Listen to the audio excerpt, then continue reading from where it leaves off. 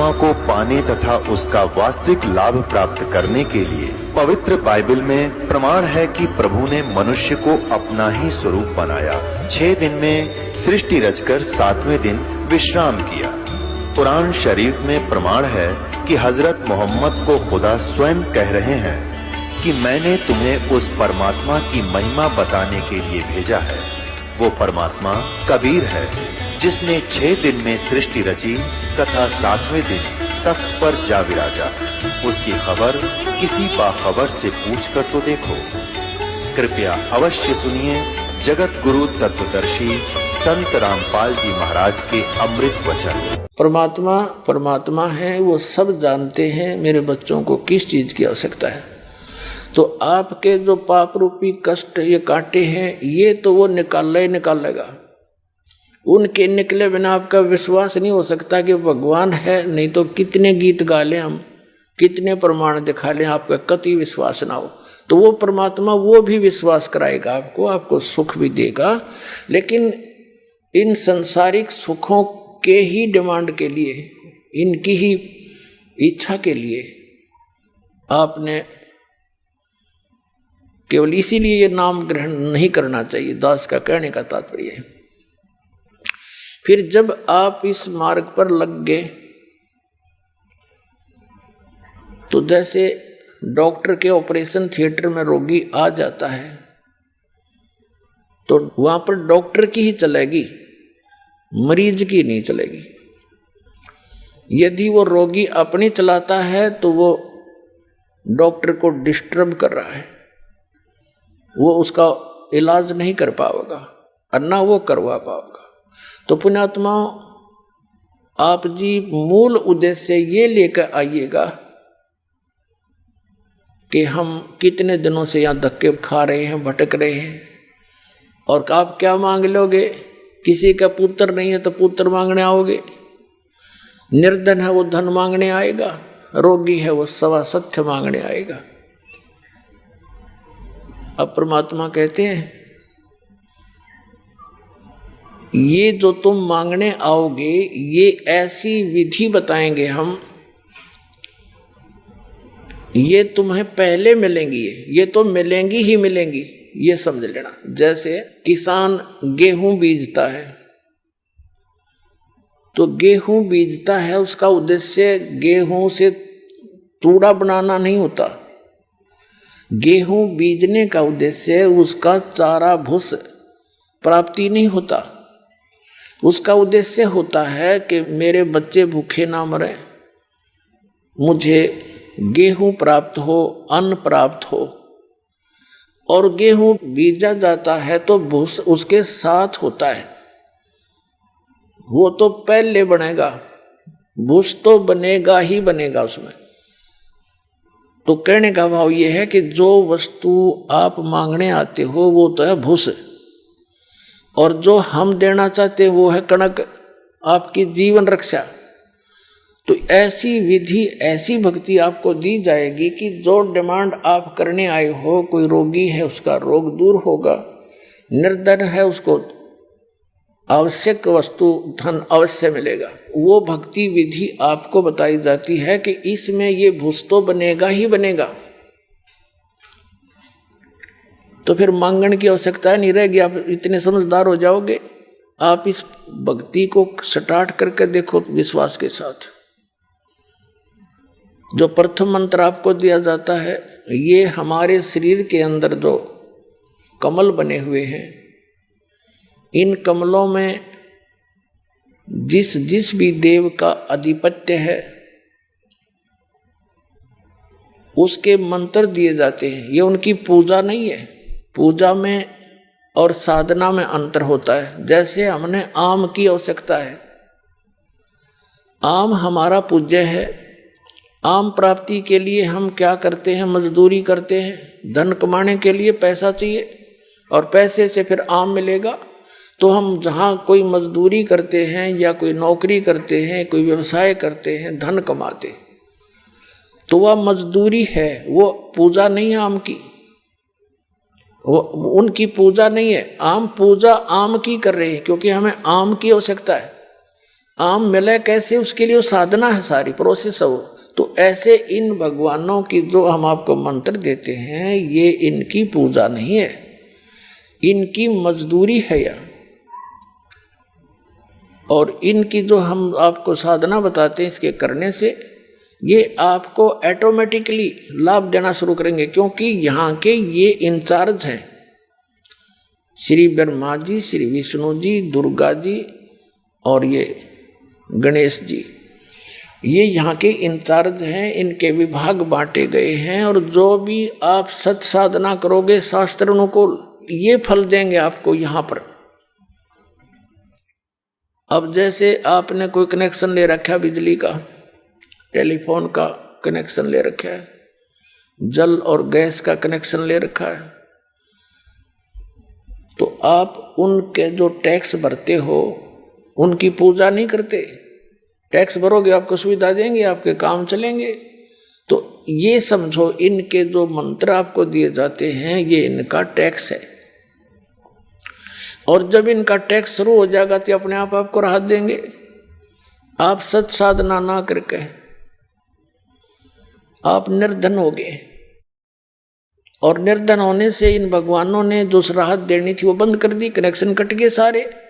बिजली का बिल भरा नहीं तो वो सुविधा समाप्त, टेलीफोन का बिल भरा नहीं तो वो सुविधा समाप्त, जल का भरा नहीं तो वो सुविधा समाप्त, ऐसे गैस और अन्य समझो। तो फिर उसको, जैसे कोई विदेश में चला जाता है और वहाँ कोई बिजनेस व्यापार करता है, उसको हानि हो जाती है, सब कनेक्शन कट जाते हैं, तो उसको दोबारा उसी विधि से ऊपर उठाया जाएगा। तो उसका कोई गारंटर मिल जाए उसको, जो गवर्नमेंट से उसके सब कनेक्शन चालू करवा दे,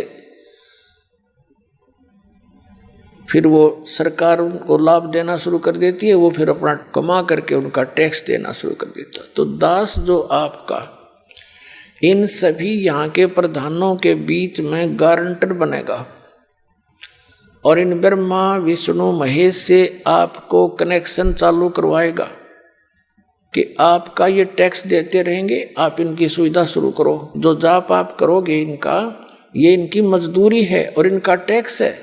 तो फिर ये ऑटोमेटिक, ना चाहते हुए आपको सुविधा देनी पड़ेगी इनको। तो ये पूजा नहीं है इनकी। पूजा में और आदर में, सत्कार में बहुत अंतर होता है। तो इस प्रकार हमारा जो आपको ये प्रथम मंत्र दिया जाता है, ये यहाँ की सब सुविधाएं आपको ऑटोमेटिकली शुरू हो जाएंगी। लेकिन सावधानी ये बरतनी पड़ेगी आपने कि कनेक्शन ना कटे, यानी कोई मर्यादा भंग ना हो। मर्यादा भंग होने से फिर कनेक्शन कट जाते हैं, सुविधाएं बंद हो जाती हैं। तो आपने मर्यादा का पालन सबसे पहले करना है और अंतिम सांस तक करना है। कोई भी कार्य देख लो, मर्यादा बिना नहीं चलता। कोई समाज देख लो, कोई सरकार देख लो, और ये भगवान की विधि, भगवान का मार्ग देखो, ये मर्यादा से चलता है। अपने आत्मा परमात्मा कहते हैं,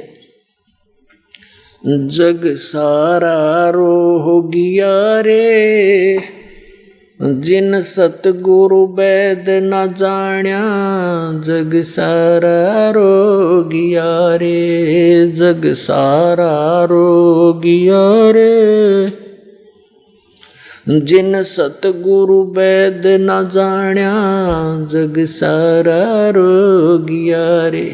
जन्म मरण का रोग लग्या है या तृष्णा बडरी खांसी, जन्म मरण का रोग लग्या है या तृष्णा बडरी खांसी, आवागवन की डोर गले में या पड़ी काल की फांसी, जग सारा रोगिया रे, जिन सतगुरु वैद न जाण्या, जग सारा रोगिया रे।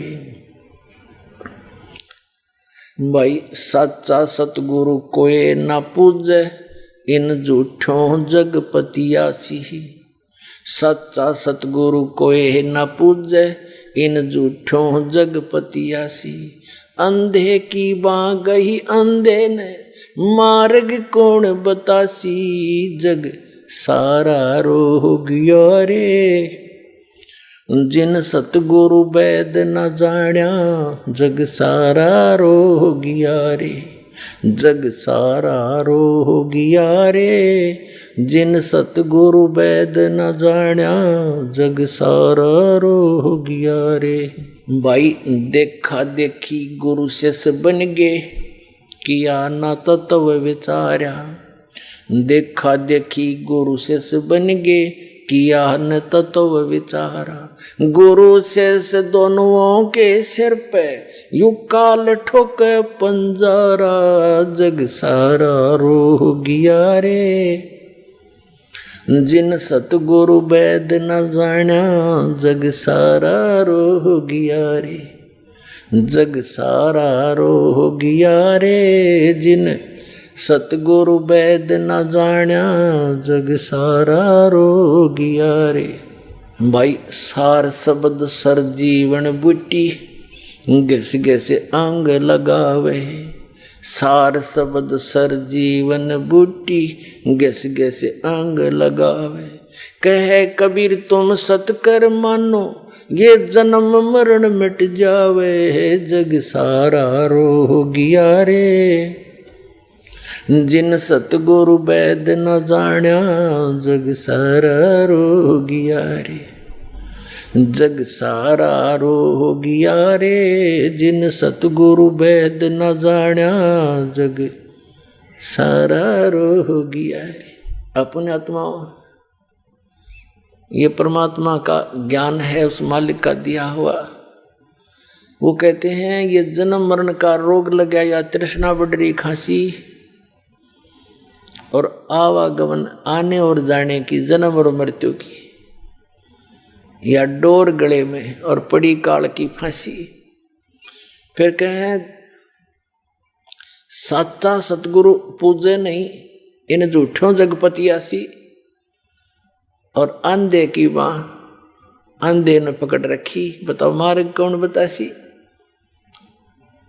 अपने आत्मा है।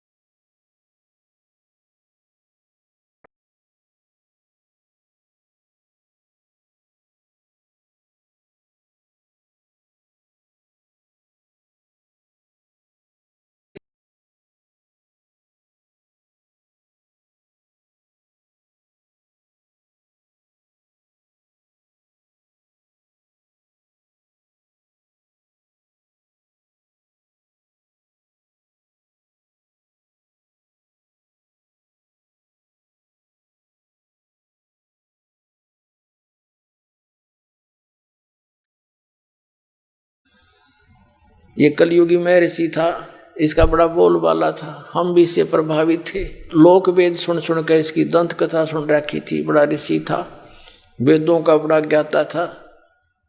तो दास ने इसी उद्देश्य से इसके इतिहास को खोला था कि यदि इसका समर्थन हमें मिल जाता है। सत्यार्थ प्रकाश इसकी एक पुस्तक है, सारे जीवन की रचना, सारे जीवन का जो इसने डले डोहे जो साधना की, सत्यार्थ प्रकाश में लिख दी कि मैंने इतना जाना भगवान को। तो उसको देखा, फिर भगवान की वाणी, परमात्मा की वाणी तो हमें पहले ही प्राप्त थी, लेकिन उससे मेल नहीं खाई, कहीं पर भी इसका सिर पैर नहीं मिला था। फिर वेदों को देखा, दया कर इस कबीर भगवान ने गीता जी को देखा, पुराणों को देखा, कुरान और बाइबल को देखा।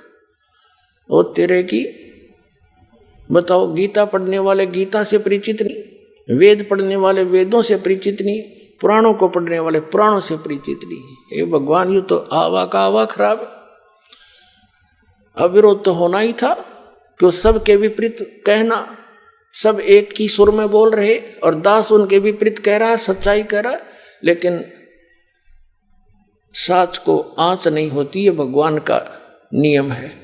और उसी का फल आज देख लो, 21 महीने जेल में भी डाल दिया दास को, तहस नहस कर दिया, क्रोथा आश्रम सब लुटवा दिया, और आज मालिक ने फिर सिर पर रख लिया अपने बच्चों को।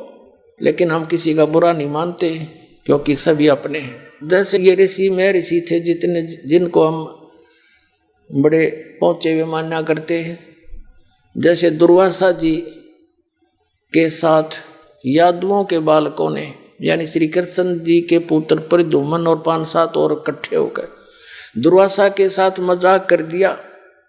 उस मजाक का इतना भयंकर श्राप दे दिया कि तुम्हारा नाश होगा, और सारे कटका मर गए यादव। और वो समर्थ कबीर भगवान के साथ ऐसा जुल्म गुजारे, जब सुनान लग जाता आंखों से आंसू नहीं खत्म हो आपकी। समय मिलेगा धीरे धीरे सुनाया करेंगे मालिक की, क्योंकि पहले तो दास चाहता है कि परमात्मा की सध्यात्म ज्ञान को सदग्रंथों के साथ जो है ऊपर उठाऊं, और फिर मालिक की गुणगान सुनाया करूंगा। फिर तो सब कोई यस होगा, नो तो हो ही नहीं सकती। तो एक बार इनके अज्ञान को ढा के कति खत्म करके इसको मिट्टी में मिला के और ज्ञान उभरेगा। फिर जो भी दास शब्द बोला करेगा, वचन कहेगा, सब कुछ स्वीकार्य होगा, सारी साची है, क्योंकि बगैर प्रमाण के दास कोई बात नहीं करता। तो इस कारण से परमात्मा ने किसी को श्राप नहीं दिया, ऐसे जुल्म गुजारे थे। किसको श्राप दे, किसको दुखी करे, वो तो 1 सेकंड में पूरे ब्रह्मांड का नाश कर सकते हैं। जो एक वचन से सब बना सकते हैं तो ढा भी सकते हैं। लेकिन अब पुण्यात्मा, जब आप इस दास के पद पर होते तो पता लगता, जैसे परमात्मा मालिक है, वो तो चलो, वो किसने मारे सब, वो शेख तब की भी उन्हीं का बच्चा काल की भांगनी पी रहा था। एक शराबी बालक अपने पिता ने भी पीट दे, पर पिता का हाथ नहीं उठा करता बालक की तरफ, ठीक है भाई हौसमा होगा जब आप पर नमस्ते करेगा। तो ऐसे ही जब आप सभी शुरू में सब विरोध किया, गांव हमारे साथ विरोध हुआ, जहाँ भी गए इसको ये कर देंगे, इसने हमारे देवता बंद करवा दिए, इसकी टांग काट देंगे, पता नहीं क्या सुनने को मिला, संघर्ष इतना करना पड़ा। अब उनकी वो भांग उतर गई, अब वो यहाँ दंडोत करते हैं आकर के जो विरोध किया करते थे, और गुणगान करते हैं हम तो बर्बाद हो जाते हैं। जैसे आपकी पान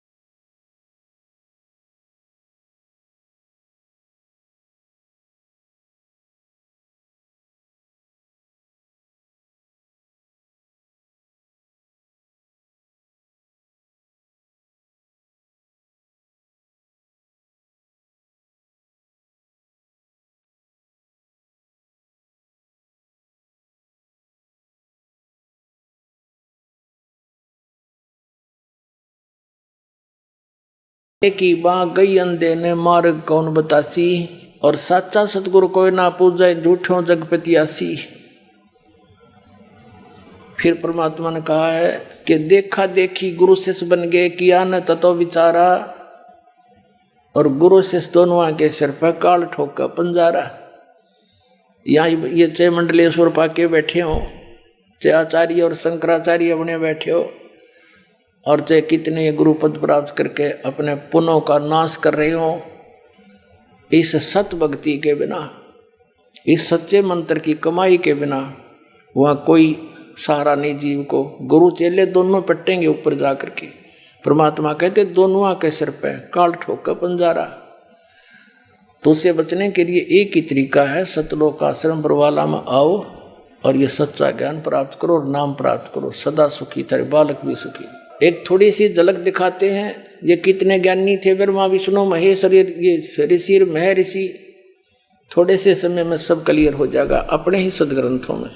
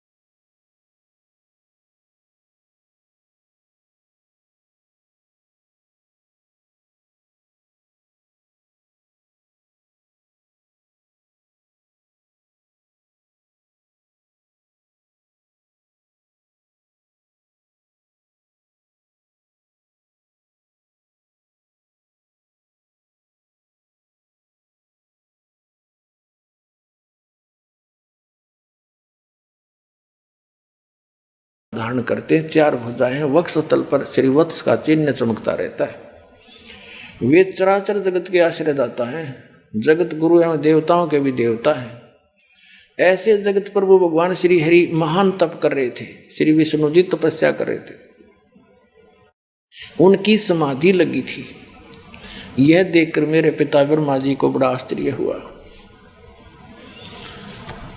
अतः उन्होंने उनसे जानने की इच्छा प्रकट की। ब्रह्मा जी ने पूछा, प्रभु आप देवताओं के अध्यक्ष, जगत के स्वामी और बहुत भविष्य एवं वर्तमान सभी जीवों के एकमात्र शासक हैं। भगवान फिर आप क्यों तपस्या कर रहे हैं और किस देवता की आराधना में ध्यान मगन है? मुझे असीम आश्चर्य तो ये हो रहा है कि आप देवेश्वर एवं सारे संसार के शासक होते हुए भी समाधि लगाए बैठे हैं। ब्रह्मा जी के विनीत वचन सुनकर भगवान श्री हरि यानी विष्णु जी नो बोले,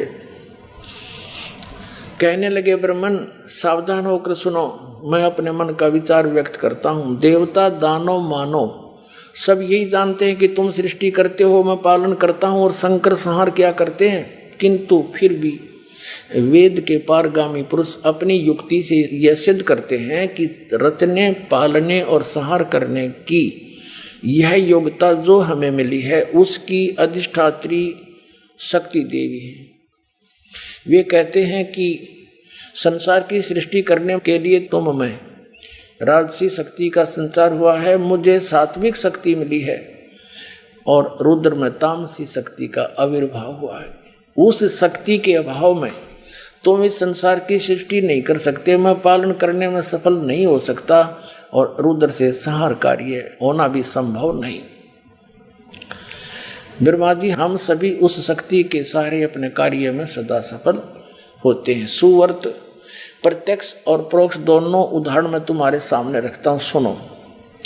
यह निश्चित है कि उस शक्ति के अधीन होकर ही मैं प्रलय काल में इस शेष नाग की सैया पर सोता और सृष्टि करने का अवसर आते ही जाग जाता हूँ। मैं सदा तप करने में लगा रहता हूँ। उस शक्ति के शासन से मैं कभी मुक्त नहीं रह सकता। कभी अवसर मिला तो लक्ष्मी के साथ सुखपूर्वक समय बिताने का सौभाग्य प्राप्त होता है। मैं कभी तो दानों के साथ युद्ध करता हूँ, अखिल जगत को भय पहुंचाने वाले दैत्यों के विकराल शरीरों को शांत करना मेरा परम कर्तव्य हो जाता है। और यहाँ रिकॉर्ड तोड़ दिया अपने अध्यात्म ज्ञान का। मुझे सब प्रकार से शक्ति यानी दुर्गा के अधीन होकर रहना पड़ता है। उन्हीं भगवती शक्ति यानी श्री दुर्गा जी का निरंतर ध्यान किया करता हूँ। ब्रह्मा जी मेरी जानकारी में इन भगवती शक्ति से बढ़कर दूसरे कोई देवता नहीं। आ लिया अंत श्री विष्णु जी के अध्यात्म ज्ञान का। ये कह रहे हैं कि मैं इस दुर्गा से ऊपर और कोई भगवान नहीं जानता, इससे ऊपर मैं किसी भगवान की जानकारी नहीं रखता और मैं इसी की पूजा करता हूँ। ठीक है। अब ये श्री देवी जी क्या कहती है? पुण्यात्मा, आज हमने ऐसे इंटरनेट सैटेलाइट बना लिए, कंप्यूटर बना लिए और ऐसा कुछ सारी सिस्टम बना लिए, टीवी हैं, और जो करना था उसकी तरफ हमारा ध्यान नहीं। अब हमारा सारा ध्यान इधर डाइवर्ट होगा। हम छक लिए, इन थोड़े दिन में छक लेंगे सारे टीवी देख कर, सारे दिन बकवास सुन के उब जाएगी आत्मा कति इस ज्ञान से। फिर देखना नए सिरे इसका एक कैसा आनंद आएगा, इसको एकदम ऐसा सुख आएगा आपको इस भक्ति में, इस सृष्टि के किसी भी पदार्थ में नहीं है। और सतलोक चले जाएंगे फिर। अब देखना 7वां स्कंद 562 पृष्ठ पर संक्षिप्त देवी भागवत। और यहाँ देखना देवी के द्वारा हिमालय को ज्ञानोपदेश और ब्रह्म स्वरूप का वर्णन। श्री दुर्गा जी ने हिमालय राजा को ज्ञान सुनाया। श्री देवी कहने पहले तो उसने अपने बारे में बताया कि मेरी पूजा करेगा तो इतना लाभ है। लास्ट में उसको बता दिया राजा को कि केवल ब्रह्म साधना कर और सब पूजा छोड़ दे, मेरी भी छोड़ दे। ये देखना श्री देवी जी कहने लगी, पर्वतराज उस ब्रह्म का क्या स्वरूप है यह बतलाया जाता है, जो प्रकाश रूप सबके अत्यंत समीप में स्थित हृदय रूप गुहा में स्थित होने के कारण गुहाचर नाम से प्रसिद्ध है और महान पद अर्थात परम प्राप्य है। वह समस्त प्रजा के ज्ञान से परे है, अर्थात किसी की बुद्धि में आने वाला नहीं है, ये तुम जानो। जो परम प्रकाश रूप है और सूक्ष्म से अत्यंत सूक्ष्म है, जिसमें संपूर्ण लोक और उन लोकों में निवास करने वाले प्राणी स्थित हैं, वही यह अक्षर ब्रह्म है। वही सबके प्राण है, वही सबकी वाणी है और वही सबके मन है। वही एक परम सत्य और अमृत अविनाशी तत्व है। सौम्य उस वेदने योग्य लक्ष्य का तुम भेदन करो, मन लगाकर उसमें तन्मय हो जाओ। सौम्य उपनिषद में कथित महान अस्त्र रूप धनुष लेकर उस पर उपासना द्वारा तीक्ष्ण किया हुआ बाण संधान करो और फिर भावानुगत चित्त के द्वारा उस बाण को खींचकर उस अक्षर रूप ब्रह्म को ही लक्ष्य बनाकर वेधन करो। प्रणव यानी ओम तदनु समझो, और जीवात्मा बाण है और ब्रह्म को उसका लक्ष्य कहा जाता है। अब ये क्या कहना चाहती है देवी जी कि ओम नाम जाप कर और ब्रह्म को पाने का टारगेट रख, बस इतनी सी बात है। ये आगे देखो क्लियर करती है। अब देखो यहाँ देखना अक्षर ब्रह्म भी कहा है इसी ब्रह्म को इस देवी ने। यहाँ देखना इसको वही ये अक्षर ब्रह्म है और यहाँ भी अक्षर ब्रह्म कहती है और फिर कहती है ओम धनुष से जीवात्मा बाण है, ब्रह्म को उसका लक्ष्य कहा जाता। ये अक्षर ब्रह्म और ब्रह्म ये एक ही बता रही है। देखो पुण्यात्माओं, आपको पता चलेगा कौन कितने पानी में। अब जैसे आपने श्रीमद् भगवद गीता अध्याय नंबर 15 के श्लोक नंबर 16 और 17 में बहुत बार दिखाया है। उसमें 3 पुरुष हैं, एक सर पुरुष, एक अक्षर पुरुष और तीसरा उत्तम पुरुष है तो अन्य, जिसको परम अक्षर पुरुष कहते हैं। 8वें अध्याय के प्रथम मंत्र में अर्जुन ने गीता ज्ञानदाता से पूछा कि आपने 7वें अध्याय के 29वें मंत्र में जिस तत्ब्रह्म की जानकारी दी है कि उसको जानने के पश्चात और सारे अध्यात्म ज्ञान से परिचित और सब कर्मों से परिचित प्राणी केवल जरा और मरण से छूटने का प्रयत्न करता है और किसी वस्तु की डिमांड नहीं करता, तो किम तत्ब्रह्म, ऐसा क्या है वो ब्रह्म। 8वें अध्याय के 3 श्लोक में गीता ज्ञानदाता ने कहा कि वो परम अक्षर ब्रह्म है। तो गीता जी अध्याय नंबर 15 के श्लोक नंबर 16 और 17 में तीन पुरुष है, सर पुरुष ये ब्रह्म है, अक्षर पुरुष ये परब्रह्म है जो 7 संग ब्रह्मांड का स्वामी है, और सर पुरुष ये केवल 21 ब्रह्मांड का मालिक है। और 15 में जाके 17वें श्लोक में कहा कि उत्तम पुरुष है तो अन्य परमात्मा इति उदाहरत है। यह लोग तेरे अविश्य विवर्ती अवे ईश्वर है। इन दोनों से सर और अक्षर पुरुष से उत्तम पुरुष यानी श्रेष्ठ भगवान तो कोई और है, वो परम अक्षर ब्रह्म है, और वही तीनों लोकों में प्रवेश करके सबका धारण पोषण करता वास्तव में वो अविनाशी भगवान है। यहाँ सब विचलित है सब। अब देवी क्या कहना चाह रही है कि इसका इतना अध्यात्म ज्ञान है, वो अक्षर पुरुष और सर पुरुष में कोई भेद नहीं बता पा रही है। उसी को अक्षर पुरुष कहती है, अक्षर ब्रह्म कहती है, उसी को फिर ब्रह्म भी कहती है। कहने का भाव ये है कि यहाँ देवी क्या कहना चाह रही है कि और सब पूजाएं छोड़ दो, ब्रह्म की साधना करो। देखो श्री देवी भागवत का हम 7वां स्कंद पढ़ रहे हैं, 562 पढ़ दिया, अब 563 पर हम पढ़ रहे हैं। यहाँ आ रहे हैं, ओम धनुष है, जीवात्मा बाण है और ब्रह्म को उसका लक्ष्य कहा जाता है। यहाँ आ गया नीचे, उस एकमात्र परमात्मा को ही जाने, दूसरी सब बातों को छोड़ दो। अब दुर्गा जी स्पष्ट कर रही है कि मेरी पूजा भी त्याग दो और सब बातें त्याग दो, केवल एक ब्रह्म की पूजा करो। आगे डिटेल देती है, देखना, उस एकमात्र परमात्मा को ही जानो, दूसरी सब बातों को छोड़ दे। यही अमृत रूप परमात्मा के पास पहुंचाने वाला पुल है। संसार समुद्र से पार करके अमृत स्वरूप परमात्मा को प्राप्त कराने का यही सुलभ साधन है। यहाँ बताया है कि उस हृदय में ही विविध रूप में प्रकट होने वाला परब्रह्म, उसी को परब्रह्म कह रही है। ये संचरण करता, अंतर्यामी रूप से वर्तमान रहता।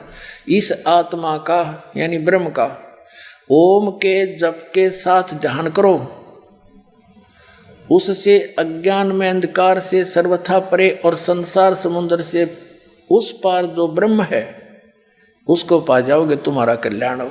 ओम नाम जाप करो, ब्रह्म पाना उद्देश्य रखो और इसमें तुम्हारा कल्याण हो जाएगा, उसको प्राप्त कर लेगा। वो कहाँ रहता है ये देखना, वह है यह सबका आत्मा ब्रह्म, ब्रह्मलोक रूप दिव्य आकाश में स्थित है, वहाँ रहता है ब्रह्मलोक में। अपने आत्मा हमने इस अध्यात्म ज्ञान को निर्णायक तरीके से जानना है। अब दुर्गा जी ने फाइनल कर दिया कि ब्रह्म की पूजा करो और ओम नाम का जाप है इसका, और ब्रह्मलोक में चले जाओगे। अब श्रीमद् भगवद गीता अध्याय नंबर 8 के श्लोक नंबर 13 में ये गीता ज्ञानदाता ब्रह्म है जो श्री कृष्ण जी में बोल रहा है। ये सरपुरुष, ये काल है। ये कह रहा है कि ओम इति एकाक्षरम ब्रह्म व्यवहारन माम अनुसमरण ये प्रयाति तो जंदेहम सयाति परमाम गतिम। माम ब्रह्म, मुझ ब्रह्म का केवल एक यह ओम अक्षर है, नथिंग एल्स। उच्चारण करके सिमरण करता हुआ यह प्रयाति तो जंदेहम जो शरीर छोड़कर जाता है, सयाति परमाम गतिम वो परम गति को प्राप्त होता है। कौन सी परम गति को? जो ब्रह्म से मिलने वाली है। और ब्रह्म से मिलने वाली परम गति क्या है? ब्रह्मलोक। ब्रह्मलोक में गए हुए प्राणी भी फिर जन्म मृत्यु में आते। ये देखिएगा श्रीमद् भगवद गीता, जयदयाल गोविंद का इसके अनुवादक है। गीता प्रेस गोरखपुर से ये छपी है। ये देखिए अध्याय नंबर 8 का और श्लोक नंबर 13। ये 12-13 इकट्ठा अनुवाद किया उन्होंने। इसका यहाँ देखेंगे, ओम इति एकाक्षरम ब्रह्म व्यवहारन माम अनुसमरण ये प्रयाति तजंदेहम स याति परमाम गतिम। इसका अर्थ सीधा सा बनता है माम ब्रह्म, मुझ ब्रह्म का ओम इति एकाक्षरम, यह एक अक्षर है, नथिंग एल्स। और व्यवहारन अनुसमरण उच्चारण करके सेवन करता हुआ यह प्रयाति तजंदेहम सयाति परमाम गतिम, जो शरीर छोड़कर जाता है वो परम गति को प्राप्त होता है। कौन सी परम गति को? ब्रह्म की प्राप्ति होगी। इन्होंने यहाँ से अनुवाद किया इसका, जो पुरुष ओम इस एक अक्षर व ब्रह्म को उच्चारण करता हुआ और उसके अर्थ स्वरूप मुझ निर्गुण ब्रह्म का चिंतन करता हुआ शरीर त्याग कर जाता हुआ पुरुष परम गति को प्राप्त होता है। अब यहां देखो 8वें अध्याय के 16वें श्लोक में, अब ओम जाप से ब्रह्म लोक प्राप्ति होगी। ओम नाम ब्रह्म का है। श्री देवी जी ने देवी पुराण में स्पष्ट कर दिया हिमालय को कि ओम नाम का जाप करो और ब्रह्म प्राप्ति का उद्देश्य रखो, तुम्हारा कल्याण हो। अब उसको पा जाओगे, वो कहाँ रहता? ब्रह्मलोक में। अब गीता क्या बताती है? गीता जो है श्रीमद् भगवत गीता पवित्र चारों वेदों का निष्कर्ष है। और उसमें क्या लिखा है, वेद क्या बताते हैं? देखिएगा 8वां अध्याय का 16वां श्लोक है। हे अर्जुन, ब्रह्मलोक पर्यंत सब लोग पुनरावृत्ति में है। अब पुनरावृत्ति को एक स्टार लगा रखा है उन्होंने, इसका यहां विश्लेषण किया है। इसमें क्या बताया है कि अर्थात जिनको प्राप्त होकर पीछे संसार में आना पड़े, ऐसे यानी सभी लोग पुनरावृत्ति में है। वहां गए हुए प्राणी भी जन्म मृत्यु में पुनः आते हैं, पूर्ण मोक्ष नहीं होता। यह इन्होंने अनुवाद गलत कर दिया कि परंतु कुंती पुत्र मुझे प्राप्त होकर पुनर्जन्म नहीं होता। ये गलत क्या है अनुवाद? देखो, यदि इसका अर्थ ये माने जो इन्होंने किया है तो फिर ये अन्य कई मंत्र व्यर्थ हो जाते हैं। जैसे गीता अध्याय नंबर 4 के श्लोक नंबर 5 और 9 में गीता ज्ञानदाता कहता, अर्जुन तेरे और मेरे बहुत जन्म हो चुके हैं, तू नहीं जानता, मैं जानता हूं। दूसरे अध्याय के 12वें श्लोक में कहता, अर्जुन ये राजा लोग तू और मैं पहले भी जन्मे थे, आगे भी जन्मते रहेंगे। गीता अध्याय नंबर 10 के श्लोक नंबर 2 में कहा कि अर्जुन मेरी उत्पत्ति को ये ऋषि मैं ऋषि नहीं जानते हैं, क्योंकि इनका आदि कारण मैं हूं। अब जैसे ब्रह्म से ब्रह्मा विष्णु महेश की उत्पत्ति हुई दुर्गा के संयोग से, तो ब्रह्मा विष्णु महेश अपने जन्म के बारे में कैसे जान सकते हैं और अपने पिता के बारे में जानने का मतलब क्या? तो दादाजी बताया करता है। तो उस दादाजी ने यानी सबके रचने वाले कबीर परमेश्वर ने आकर के बताया है इस ब्रह्म की उत्पत्ति कैसे हुई, ब्रह्मा विष्णु महेश की उत्पत्ति कैसे हुई। आज से 600 वर्ष पहले परमात्मा ये ज्ञान बताकर लिखवा कर चले गए थे, जो आज सदग्रंथों में प्रमाण है। तो ये क्या सिद्ध हो गया कि ब्रह्मलोक में यानी ओम की साधना ब्रह्म को टारगेट बनाकर जाप करने वाले भी ब्रह्मलोक में गए, वहां से भी जन्म मृत्यु रही। अब ये ब्रह्म क्या कहता है? ये ब्रह्म कौन है? ये ब्रह्मा विष्णु महेश का पिता है और ये श्री कृष्ण जी में प्रवेश करके बोल रहा है, ये काल है।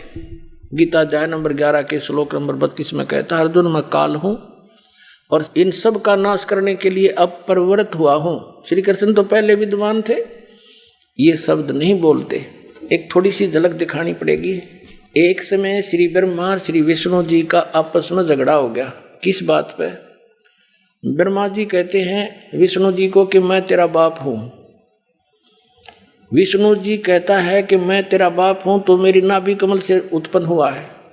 ब्रह्मा जी कहते हैं मैं सारी सृष्टि का रचने वाला मैं हूं, मैं तेरा भी जनक हूं, सबका मालिक हूं। अब इनको ये भ्रम कैसे हो गया? जैसे ये काल कैसे छल करता है, इसने प्रतिज्ञा कर रखी है कि मैं अपने ओरिजिनल रूप में किसी को दर्शन नहीं दूंगा। जैसे श्रीमद् भगवद गीता अध्याय नंबर 7 के श्लोक नंबर 24-25 में ये कहता है कि अर्जुन मैं अपनी योग माया से छुपा रहता हूँ, मैं कभी किसी के समक्ष नहीं आता। और ये बुद्धिहीन जन समुदाय मुझे कृष्ण मान रहा होगा। माम अव्यक्तम व्यक्तिम आपनम मनन्ते अबुद्धा, ये बेबुद्धि के व्यक्ति मुझे कृष्ण मान रहे होंगे। मुझे अव्यक्त को, अव्यक्त माने गुप्त रहना, और ये मेरा अनुत्तम अटल विधान है, कभी ना नाश होने वाला। मैं कभी किसी के समक्ष नहीं आऊँगा। 11वें अध्याय के 47 और 48 श्लोक में गीता ज्ञानदाता ब्रह्म कहता है कि ये मेरा स्वरूप जो तूने देखा अर्जुन, आज से पहले तेरे अतिरिक्त किसी ने नहीं देखा, ना आगे कोई देख सकता। और ये ना वेदों वर्णित विधि से, ना जप से, ना तप से, ना किसी क्रिया से कोई नहीं देख सकता। ये मेरा ओरिजिनल रूप है। तो इसे सिद्ध है कि वेदों में वर्णित विधि और जो भी साधना ये करते हैं उससे जिस भगवान की खोज करें वो मिल ही नहीं सकता। इसलिए कैसे छल करता है ये? क्योंकि ब्रह्मा विष्णु महेश भी आपने देख लिया समाधि लाला बैठे हैं। तो जैसे कोई ऋषि ने समाधि लगाई समाधि दशा में उसने उसको ब्रह्मा के रूप में दर्शन दे दिए। तो काक पीटता आया, भाई मैंने भगवान पा लिया, भगवान पा लिया। कैसा है कि ये बैठे भगवान, ये खुद छुपाए बैठे अपने आप को, क्योंकि श्री ब्रह्मा जी, श्री विष्णु, श्री शिव जी साकार देवता उनके सामने रहते हैं। फिर दूसरे को ऐसे, तीसरे को ऐसे, ऐसे 10, 20, 50 समर्थक हो गए श्री ब्रह्मा जी के कि ये खुद भगवान है। और वो दिखा था काल ब्रह्मा के रूप में। ऐसे ही दूसरे समाधि कर रहे थे, उनको विष्णु जी के रूप में दर्शन दे दिए। वो विष्णु जी के पास पहुंच गए, आप खुद मालिक हो, आप अपने आप को छुपाए बैठे हो, आप ही सबके जनक हो, मैंने समाधि दशा में देख लिया। तो इन दोनों का या एक मर्ज बैठ गई, इन दोनों का ये वहम हो गया कि मैं सृष्टि रचना, ब्रह्मा सृष्टि रचने वाला ब्रह्मा को भी यही होगी। तो एक दिन ब्रह्मा गया विष्णु जी के पास, विष्णु जी लौटे आराम थे। तो यह देखकर ब्रह्मा जी ने कहा कि मैं तेरा बाप आया हूं तो मेरा रिस्पेक्ट भी नहीं करता, तेरे को मैं सबक सिखाऊंगा। विष्णु जी कहने लगे मैं तेरा बाप हूं, तू मेरी नाभि कमल से उत्पन्न हुआ। इस बात पर दोनों का झगड़ा हो गया, युद्ध हो गया। इनके युद्ध को समाप्त करने के लिए इस काल भगवान ने इनके बीच में एक पिलर खड़ा कर दिया, तेजों में एक लिंग खड़ा कर दिया। और इतना लंबा चौड़ा, बहुत लंबा, उसकी लंबाई खूब ऊंचाई। तो उसके और छोर को खोजने के लिए दोनों ऊपर नीचे लागे घूमने, युद्ध बंद हो गया। फिर ये स्वयं आ खड़ा हुआ अपने पुत्र शिव के रूप में। अब यहां नो भ्रम पड़ा रहा अभी तक, ये सबको धोखा देकर रखता। अब इस थोड़े से कंसेप्ट में ये क्लियर होगा कि गीता ज्ञान बोला किसने और बोलने वाला कौन है। वो ब्रह्मा विष्णु महेश का पिता है। ये देखिएगा श्री शिव पुराण, गीता प्रेस गोरखपुर से प्रकाशित है। ये संपादक हनुमान प्रसाद पोदार और प्रकाशक एवं मुद्रक हुए गीता प्रेस गोरखपुर, गोविंद भवन कार्यालय कोलकाता का संस्थान।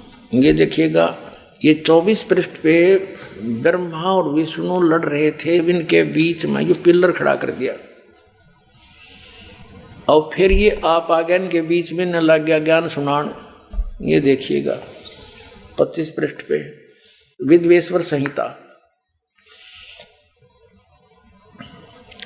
अब ब्रह्मा और विष्णु ने पूछा प्रभु इस काल से, शिव रूप में आ गया ये शिव रूप में, सृष्टि आदि 5 कृत्यों के लक्षण क्या हैं, यह हम दोनों को बताइए। भगवान शिव बोले मेरे कृत्यों को समझना अत्यंत गहन है, तथापि कृपा पूर्वक तुम्हें उनके विषय में बता रहा हूं। अब आगे आ जाओ, हम अपने मतलब की बात पढ़ लेंगे। 26 पे हम पढ़ रहे हैं संक्षिप्त शिव पुराण विद्वेश्वर संहिता। अब ये काल उनको कह रहा है दोनों को, ये शिव रूप में आ गए। ये क्या कह रहा है, पुत्रो तुम दोनों ने, ब्रह्मा और विष्णु को पुत्र कह रहा है, तपस्या करके प्रसन्न हुए मुझ परमेश्वर से सृष्टि और सतीथि नामक 2 कृत प्राप्त किए हैं। ये देखो कैसा कमाल कर रखा है। कहते तुमने तप किया और मन प्रसन्न होकर तुमको ये 2 जॉब दे दिए, 2 विभाग, सृष्टि और सतीथि।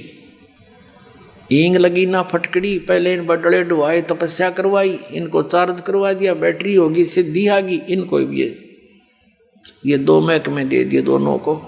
अब तुम फोड़ो कर्म। अब देखो, पुत्रों तुम दोनों ने तपस्या करके प्रसन्न हुए मुझ परमेश्वर से सृष्टि और सतीथि नामक 2 कृत प्राप्त किए हैं। ये दोनों तुम्हें बहुत प्रिय हैं। इसी प्रकार मेरी विभूति स्वरूप, यानी मैं इस रूप में खड़ा हूं, मेरे जैसे रूप वाले रुद्र और महेश्वर ने 2 अन्य उत्तम कृत्य, यो ने है मैं नहीं है, गलती से लिखा है, रुद्र और महेश्वर ने ये 2 अन्य उत्तम कृत्य संहार और तिरोभाव मुझसे प्राप्त किए हैं, परंतु अनुग्रह नामक कृत्य दूसरा कोई नहीं पा सकता। अब देखो, ब्रह्मा और विष्णु ये दोनों हो गए, रुद्र और महेश्वर 4 हो गए, बोलनिया 5वां। अब ये बोलने वाला कौन है, ये काल है, यो ब्रह्मा विष्णु महेश इन सब का पिता है। अब ये आगे क्या ज्ञान दे रहा है कि मेरा ओम नाम है और ये 5 अवयव से बनकर एक अक्षर हो गया। ये देखो 26 पृष्ठ पे संक्षिप्त शिव पुराण पे, यहां आगे, मैंने पूर्व काल में अपने स्वरूप भूत मंत्र का उपदेश किया है, जो ओंकार के रूप में प्रसिद्ध है। वह मंगलकारी मंत्र है। सबसे पहले मेरे मुख से ओंकार ओम प्रकट हुआ, जो मेरे स्वरूप का बोध कराने वाला है। ओंकार वाचक है, मैं वाच्य हूँ। ये मंत्र मेरा स्वरूप ही है। प्रतिदिन ओंकार का निरंतर स्मरण करने से मेरा ही सदा स्मरण होता है। मेरे उत्तरवर्ती मुख से अकार का, पश्चिम मुख से उकार का, दक्षिण मुख से मकार का, ए ऊ मैं, और पूर्ववर्ती मुख से बिंदु का, मध्यवर्ती मुख से नाद का प्राकट्य हुआ है। इस प्रकार 5 अवयवों से युक्त ओंकार का विस्तार हुआ है। इन सभी अवयवों से यानी विभागों से, पार्ट से एकीभूत होकर यह प्रणव यानी ओम नामक एक अक्षर हो गया सिद्ध। अब यहां इन्होंने ओम नमः शिवाय ये मंत्र नहीं है, अनुवादकर्ता का अपना ज्ञान है ये, इसलिए इसको अलग लिखाई में भी लिखा है। यह 5 अक्षर मंत्र है। नहीं, ये तो ओम है, ये ओम है 5 अक्षर मंत्र। ये 5 अवयव से युक्त ओंकार का विस्तार हुआ है। इन सभी अवयव से एकीभूत होकर, 5 से एकीभूत होकर ओम नामक एक अक्षर हो गया। ये ओम नमः शिवाय नहीं है, ये 5 ही तो ओम ही है सीधा। अब इससे क्या सिद्ध हो गया कि ओम किसका मंत्र है? ये ब्रह्मा विष्णु महेश के पिता का। और गीता किसने बोली? इस काल ने। ये 8वें अध्याय के 13वें श्लोक में आपने देख लिया। ओम इति एकाक्षरम ब्रह्म विहारण मामनुसमरण ज्ञ प्रियाति तजन देहम सयाति परमाम गतिम।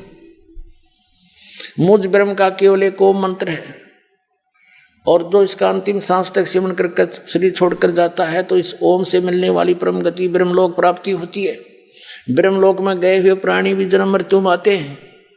गीता ज्ञानदाता 2 अध्याय के 12वें श्लोक में गीता में, और 4 अध्याय के 5 और 9 में 10वें अध्याय के 2 श्लोक में स्पष्ट करता है कि अर्जुन तेरे और मेरे बहुत जन्म हो चुके हैं, तू नहीं जानता मैं जानता हूँ। यानी गीता ज्ञानदाता का उपासक भी जन्म मृत्यु के रोग से नहीं छूट सकता। इसलिए गीता अध्याय नंबर 15 के श्लोक नंबर 1 से 4 में स्पष्ट किया गीता ज्ञानदाता ने कि जो 4 अध्याय के 32 और 34 श्लोक में जिस तत्वदर्शी संत से ज्ञान प्राप्त करने की मैंने कहा है, उस ज्ञान का आश्रय करके और उसकी पहचान बताई है 15वें अध्याय के प्रथम मंत्र में कि उल्टे लटके हुए संसार रूपी वृक्ष के सभी विभाग जो बता देगा स वेदवित, वो तत्वदर्शी संत है। उसके पश्चात 15वें अध्याय के 4 श्लोक में गीता जी में कहा है, उसके पश्चात परमेश्वर के उस परम पद की खोज करनी चाहिए। ये देखिएगा गीता फिर दिखाते थोड़ा सा। श्रीमद् भगवद गीता, गीता प्रेस गोरखपुर से प्रकाशित है। ये अध्याय नंबर 15 का हम श्लोक नंबर 4 पढ़ेंगे। इसमें बताया कि जब तत्वदर्शी संत मिल जावे तो उस सुविरुद्ध मूलम, अति दृढ़ मूल वाले यानी पूर्ण परमात्मा की जानकारी रूपी संसार रूपी वृक्ष को दृढ़ असंख्य शस्त्रे तत्व ज्ञान रूपी शस्त्र द्वारा काट कर, अर्थात उस ज्ञान को समझ कर, उसके पश्चात ये 4था श्लोक है 15वें अध्याय का, ये 4था। उसके पश्चात उस परम पद रूप परमेश्वर को भली भांति खोजना चाहिए, जिसमें गए हुए पुरुष फिर लौटकर संसार में नहीं आते, और जिस परमेश्वर से यानी गीता ज्ञानदाता से कोई अन्य है यो पुरातन संसार रूपी वृक्ष की प्रवृत्ति विस्तार को प्राप्त हुई है, यानी जिसने सारे ब्रह्मांडों की रचना की है, जो सबका उत्पत्ति करता है, उसकी शरण में जाने के लिए, उसकी भक्ति के लिए गीता ज्ञानदाता कह रहा अपने से अन्य समर्थ भगवान की, उसी आदि पुरुष नारायण के मैं शरण हूं। इस प्रकार दृढ़ निश्चय करके उस परमेश्वर का मनन और निधि ध्यान करना चाहिए। अब स्पष्ट कर दिया कि उस परमात्मा की भक्ति कर, उसकी भक्ति से फिर वो परम पद प्राप्त होगा, वो स्थान सतलोक, जहाँ जाने के बाद कभी लौटकर संसार में नहीं आते, फिर जन्म मृत्यु नहीं होती। 18वें अध्याय के 62वें श्लोक में इस गीता ज्ञानदाता ने कहा कि अर्जुन तू सर्वभाव से, ये देखिएगा 18वें अध्याय का ये 46वां श्लोक है, इसमें ये भी स्पष्ट कर रखा है कि जिस परमेश्वर से संपूर्ण प्राणियों की उत्पत्ति हुई है। अब स्पष्ट हो गया कि परमात्मा ने सब जीवों की भी उत्पत्ति की है। आइए अब हम उन श्रद्धालुओं के अनुभव जानते हैं जो जगत गुरु तत्वदर्शी संत रामपाल जी महाराज जी से दीक्षा प्राप्त कर चुके हैं तथा उनके द्वारा बताए गए भक्ति मार्ग पर चल रहे हैं। सर नमस्कार। नमस्कार सर क्या नाम है आपका? मेरा नाम रविंद्र गारमोड़े। सर कहाँ से आए हैं आप? मैं तहसील नांदुरा, जिला बुल्ढाना, महाराष्ट्र से आया हूँ। सतगुरु रामपाल जी महाराज की शरण में आने से पहले आप क्या भक्ति साधनाएं करते थे? संत रामपाल जी महाराज के शरण में आने से पहले मैं जो परंपरागत भक्ति होती है, जैसे वैष्णव पंथ में दुर्गा जी की, गणपति और हमारे नज़दीक संत गजानन महाराज, इनकी मैं भक्ति करता था। आप तो बहुत भक्ति साधनाएं कर रहे थे, तो फिर संत रामपाल जी महाराज की शरण में कैसे आए? संत रामपाल जी महाराज के शरण में आने का भी एक माध्यम बना। टीवी चैनल पे संत रामपाल जी महाराज का सत्संग आ रहा था, तो संत रामपाल जी महाराज गीता खोल के ओपन करके बता रहे थे। उसमें 9वें अध्याय के 25वां श्लोक बता रहे थे कि भाई जो भूतों की पूजा करते हैं वो भूत योनि में प्राप्त होते, जो पितरों की पूजा करते वो पितृलोक में जाते, और जो देवताओं की पूजा करते नाम रूप से वही देवता लोक में जाएंगे, और इनसे परमात्मा और है कोई, आप उनसे भक्ति करोगे तो आपका वहाँ मोक्ष हो जाएगा। तो ये ज्ञान हम उस दिन से लगातार सुनते रहे। ये जुलाई 2013 की बात है। उस टाइम से फिर हम वही उसी समय में टीवी पे वो सत्संग आना, वो सत्संग देखते रहते थे। सर देखिए, आपने अपना पूरा जीवन हिंदू रीति रिवाज के अनुसार बिताया है। कर्मकांड करना, श्राद्ध निकालना हिंदू रीति रिवाजों के अनुसार आता है। अचानक संत रामपाल जी महाराज बताते हैं कि ये जो साधनाएं आप कर रहे हैं ये शास्त्र के अनुसार नहीं है, ये साधनाएं नहीं करनी चाहिए। तो क्या आपको अजीब नहीं लगा कि संत रामपाल जी महाराज ये ज्ञान कहाँ से ले आए, या फिर संत रामपाल जी महाराज के अलावा जो भी हिंदू संत हैं उनके पास ये ज्ञान नहीं है? क्या आपको हैरानी नहीं हुई ये जानकर? क्या कहना चाहेंगे? हाँ बिल्कुल हैरानी हुई, लेकिन जब मैं भगवत गीता देखा, अपने घर में भगवत गीता रखी थी, मैंने ओपन करके देखा भाई उसमें बिल्कुल जो का तो पाए, जो संत रामपाल जी महाराज जो सत्संग में बता रहे थे, तो मैंने जो का तो पाया कि भाई जो भूतों की पूजा करोगे तो भूत ही बनोगे। तो मुझे पूरा विश्वास हो गया कि भाई ये संत जो बता रहे ये ज्ञान बिल्कुल सही है। सर देखिए, संत रामपाल जी महाराज का ज्ञान, संत रामपाल जी महाराज जी के सत्संग आपने टीवी चैनल पर सुने। संत रामपाल जी महाराज का ज्ञान बिल्कुल अलग है। संत रामपाल जी महाराज की जो वेशभूषा है वो आम किसी साधु संत से बिल्कुल अलग है। वो बड़ी बड़ी जटाएं नहीं रखते हैं, भगवा कपड़े नहीं पहनते हैं, मालाएं नहीं पहनते हैं। तो क्या आपको अजीब नहीं लगा कि संत रामपाल जी महाराज पूर्ण संत कैसे हो सकते हैं? नहीं, पहले तो यही विश्वास होता था कि भाई संत वही है जो जिसने दाढ़ी बढ़ाई है या भगवे वस्त्र पहने हैं या फिर जटा रखी है बड़ी बड़ी, तो उनको संत मानते थे। लेकिन ये जो संत वेशभूषा में थे संत रामपाल जी महाराज, इनका सीधा साधा एकदम सफ़ेद कुर्ता, सफ़ेद पैजामा और एकदम सिंपल सा उनका वेशभूषा थी।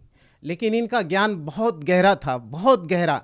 मतलब आज तक किसी ने बताया कि भाई ये ग्रंथों में क्या रहस्य लिखा है, वो उन्होंने रहस्य बताया। संत की जो पहचान है वो ज्ञान से होती है, तो वही ज्ञान उन्होंने जो बताया भगवत गीता में ओपन करके, तो उससे ज्ञान से प्रभावित होकर मैं संत रामपाल जी महाराज से जुड़ा।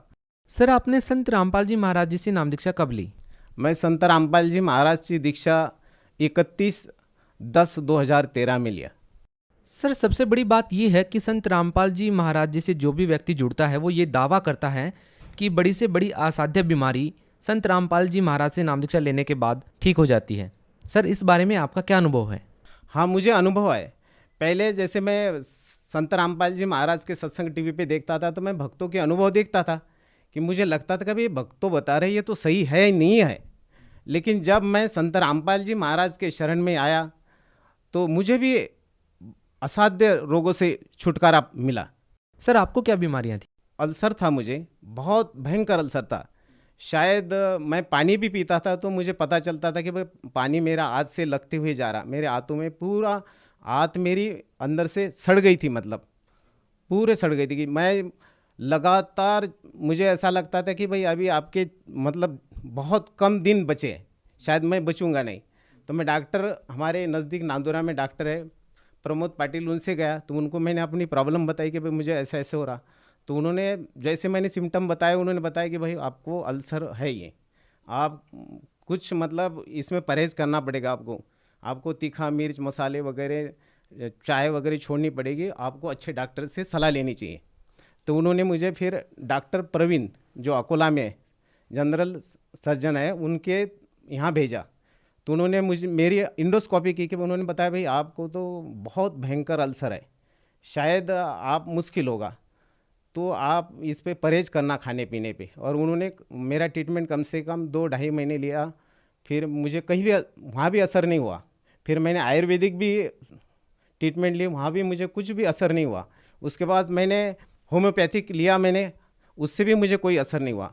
लेकिन जब मैं संत रामपाल जी महाराज के शरण में आया और 31/10/2013 को मैंने संत रामपाल जी महाराज से नाम दीक्षा ली और परमात्मा स्वरूप संत रामपाल जी महाराज ने मुझे आशीर्वाद दिया, उसी दिन से मुझे मेरा अल्सर ठीक हुआ। आज मैं ये गोली तक नहीं खाता।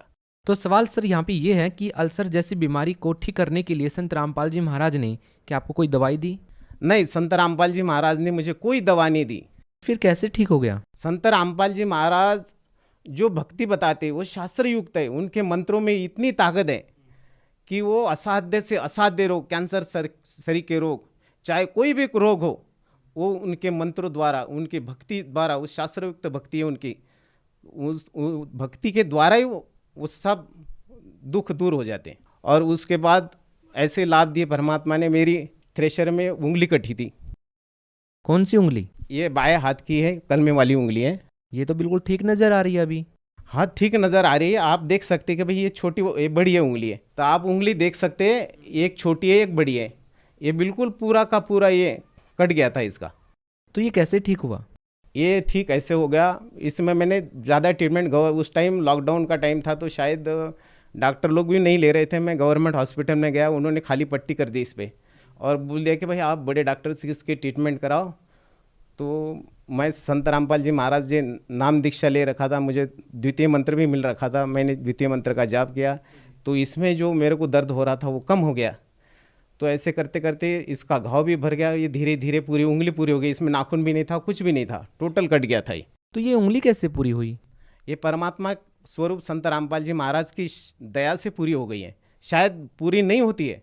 और आर्थिक लाभ हो गया, जैसे पहले खेती में कम उपज होती थी, अभी भरपूर हो रही है पर संत स्वरूप संत रामपाल जी महाराज की दया से।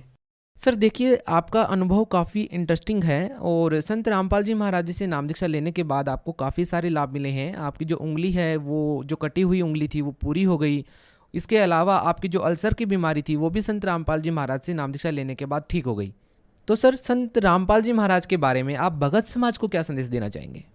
आज इस पृथ्वी पे अगर कोई संत है तो वो संत रामपाल जी महाराज है, जो सत भक्ति बताते। वो पवित्र होली बुक्स जैसे भगवद गीता, 4 वेद, 7 शास्त्र, 18 पुराण, इवन मुस्लिम धर्म कुरान शरीफ, सिख धर्म की पवित्र किताब है गुरु ग्रंथ साहिब और बाइबल, इनके समय सब ग्रंथों का जो कि भाई एक परमात्मा कौन है, उस एक परमात्मा की भक्ति करनी चाहिए।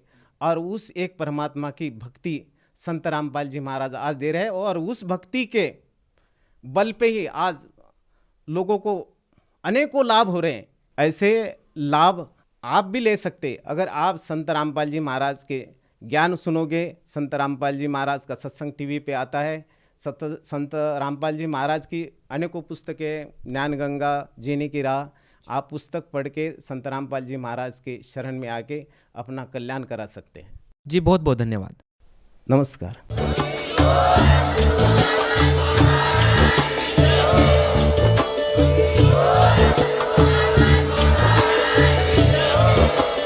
आप सुन रहे थे जगत गुरु तत्वदर्शी संत रामपाल जी महाराज जी के मंगल प्रवचन। अधिक जानकारी के लिए विजिट कीजिए हमारी वेबसाइट www.jagatgururampalji.org। संत रामपाल जी महाराज जी के शुभ आशीर्वाद से पूरे विश्व भर में 500 से भी ज्यादा नाम दीक्षा केंद्र हैं, जिन पर संत रामपाल जी महाराज जी द्वारा ऑनलाइन निशुल्क नाम दीक्षा दी जा रही है। अपने नजदीकी नाम दीक्षा केंद्र का पता करने के लिए संपर्क करें 8222880541।